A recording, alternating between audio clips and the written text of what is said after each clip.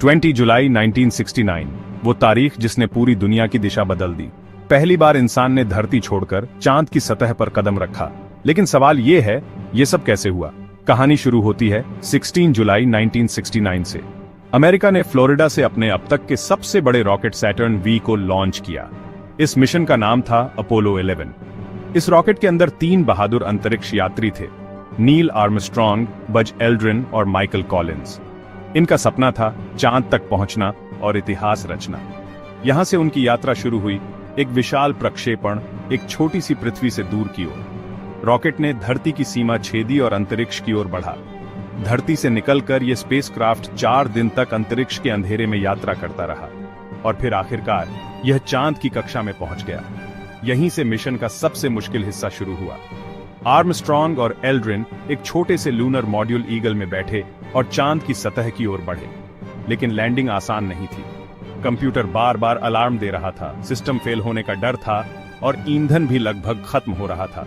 आखिरी पलों में नील आर्मस्ट्रॉन्ग ने खुद कंट्रोल संभाला। उन्होंने हाथ से मॉड्यूल को चलाते हुए सुरक्षित जगह तलाश की और फिर 20 जुलाई 1969 की रात 8:17 पर ईगल ने चांद की सतह को छू लिया। कुछ ही देर बाद इंसान ने वो कर दिखाया जो पहले सिर्फ सपनों में था।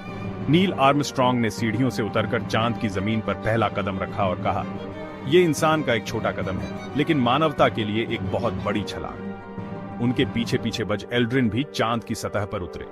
दोनों ने वहां अमेरिकी झंडा गाड़ा, फोटोग्राफ्स खींची और वैज्ञानिक प्रयोग किए। यह समय सिर्फ तकनीक नहीं था, यह मानव जिज्ञासा का प्रदर्शन था। छोटे छोटे प्रयोगों से बड़े वैज्ञानिक सवालों के जवाब ढूंढे गए।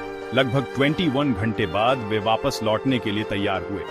वे सुरक्षित रूप से कमांड मॉड्यूल से जुड़कर पृथ्वी की ओर रवाना हुए और फिर पृथ्वी की वायुमंडल में लौटते हुए वे वापस धरती पर सुरक्षित आ गए। पूरी दुनिया ने चैन की सांस ली और गर्व महसूस किया। यह सिर्फ एक अंतरिक्ष मिशन नहीं था, यह मानवता की सबसे बड़ी जीत थी। इसने साबित कर दिया कि अगर इंसान ठान ले तो असंभव भी संभव हो सकता है। ये थी कहानी इंसान की पहली चांद पर लैंडिंग की। अगर आपको अंतरिक्ष और विज्ञान से जुड़ी ऐसी कहानियां पसंद हैं, तो वीडियो को लाइक करें और चैनल को सब्सक्राइब करना ना भूलें। अगली बार फिर मिलेंगे एक नई रोमांचक यात्रा के साथ।